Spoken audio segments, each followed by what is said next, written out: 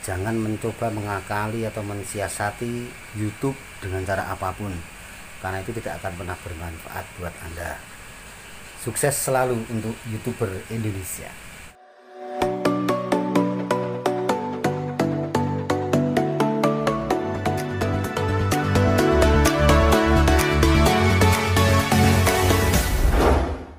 Halo, jumpa lagi teman-teman semua.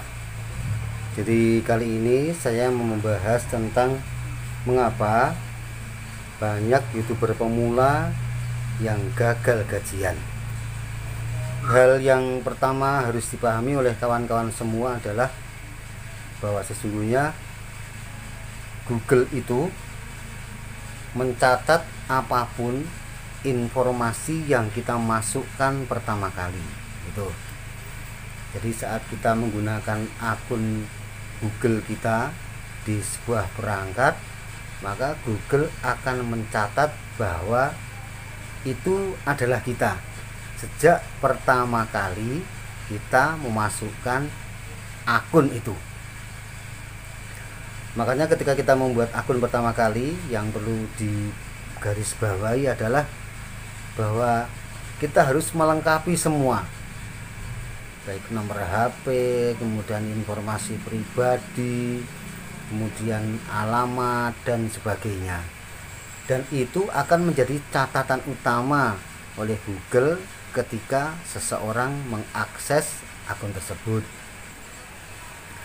Tadi di awal-awal kita sudah membahas tentang bagaimana kemudian Google mewajibkan kita semua sebagai pengguna Gmail untuk membuat verifikasi 2 langkah. Itu artinya Google menginginkan bahwa apa yang kita buat di Google, baik itu merupakan akun YouTube ataupun Gmail, itu yang mengakses adalah benar-benar kita. Sehingga ketika kita kemudian mendapatkan konfirmasi untuk menunjukkan bahwa itu adalah memang benar-benar kita bisa membuktikannya, yaitu dengan cara memasukkan nomor digit yang dikirimkan lewat verifikasi 2 langkah. Berikutnya yang harus kita pahami adalah bahwa yang pertama kali mencatat akun kita, yang pertama kali kita gunakan login, maksudnya kita gunakan login ke Google, itu yang akan dicatat oleh Google sebagai kita. Makanya ketika di perangkat yang sama kemudian muncul banyak akun-akun yang lain, maka akan timbul kecurigaan Google, karena mesin perayap Google yang sangat luar biasa canggih itu tidak bisa disiasati dengan cara apapun. Kembali ke masalah utama tadi, yaitu bagaimana para pemula itu mereka sering kali itu batal mendapatkan gajian dari YouTube. Biasanya orang-orang itu menginginkan agar channel mereka tumbuh secara cepat mendapatkan subscriber, cepat mendapatkan viewer, sehingga apapun dilakukan, antara lain seperti dengan membuat banyak akun, kemudian membuat akun tuyul, kemudian share ke media sosial secara membabi buta, baik di Facebook, di Twitter, atau di tempat-tempat lain. Kemudian mereka juga menonton videonya sendiri, atau kemudian mereka menonton secara bebarengan begitu dengan menggunakan jaringan yang sama, atau kemudian mereka menyuruh orang-orang di sekitarnya agar menonton videonya secara terus-menerus, atau mungkin menonton semalam suntuk videonya yang dikelola oleh suami, yang menonton adalah istrinya sendiri menggunakan perangkat istri, semalam suntuk. Sebenarnya menonton dalam satu jaringan pun, kalau kita menontonnya dengan cara yang wajar, maka itu tidak begitu berpengaruh. Artinya tidak akan berpengaruh pada aturan yang telah diterapkan oleh YouTube. Akan tetapi kalau menontonnya itu membabi buta, maka ya itu akan terjadilah invalid click.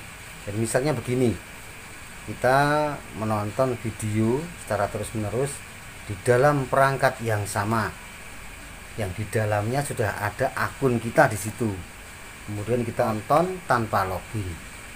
Akan tetapi kita menontonnya semalam suntuk misalnya, itu pasti invalid click. Karena saya sudah mengalami di channel saya yang lalu itu terjadi seperti itu. Jadi saya menonton dalam satu perangkat komputer, saya membuka beberapa jendela untuk meningkatkan view dari rekan-rekan saya, termasuk juga menonton video saya sendiri. Dan paginya saya mendapatkan bahwa AdSense saya telah ditangguhkan, dan sampai sekarang pun saya tidak bisa mengakses akun AdSense saya, sehingga beberapa ratus dolar yang sudah ada di dashboard AdSense tidak bisa saya cairkan. Yang menjadi masalah berikutnya bagi para YouTuber pemula adalah mereka terkena klaim hak cipta. Jadi klaim hak cipta ini meliputi visual juga audio. Itu terjadi karena mereka tidak memahami tentang karakteristik sebuah konten, sehingga secara membabi buta mereka menguploadnya kembali ke YouTube. Misalnya mengambilnya dari Facebook, mengambil dari Instagram, mengambil dari video-video yang sudah beredar di video yang sudah beredar secara umum. Padahal video-video tersebut itu tidak berada dalam domain publik. Artinya video itu memang sudah ada yang membuat, ada yang memiliki, sehingga itu adalah sebuah kesalahan besar. Ini adalah yang sering dilakukan oleh YouTuber pemula, adalah mereka tidak memahami tentang standar komunitas atau pedoman komunitas yang telah ditetapkan oleh YouTube. Artinya mereka mengupload video secara sembarangan, video-video tentang kekerasan, video tentang pornografi, video yang berbau sara, video tentang umpatan-umpatan kotor, prank yang berlebihan, dan sebagainya. Jadi video-video semacam ini memang view-nya sangat luar biasa tinggi, karena di beberapa tempat dikatakan bahwa video-video pornografi itu video pemersatu bangsa. Pemersatu bangsa macam apa? Ya, kita mungkin akan mendapatkan view yang bagus, artinya video kita akan melejit begitu saja karena kita mengunggah video-video yang berbau pornografi. Tapi ini jelas-jelas tidak akan memberikan manfaat buat kita, karena sesungguhnya dolar itu akan mengalir ke rekening kita bukan berdasarkan view yang tinggi, tidak. Karena selain view yang tinggi juga keasilan produk yang kita buat untuk YouTube itu juga sangat dipertimbangkan oleh YouTube. Karena saya juga punya beberapa video yang view-nya sudah wow, sudah di atas 1 juta, tapi ya dolarnya zong.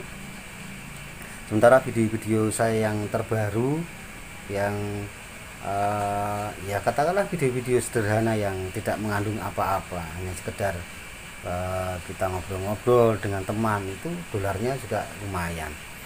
Dan ini yang menghantarkan saya sampai saat ini kemudian bisa mengakses YouTube dan bisa berhasil di ambang pembayaran 100 dolar. Jadi pesan saya buat teman-teman semua, tetaplah berkarya, jangan berputus asa, jangan mencoba mengakali atau mensiasati YouTube dengan cara apapun, karena itu tidak akan pernah bermanfaat buat Anda. Sukses selalu untuk YouTuber Indonesia.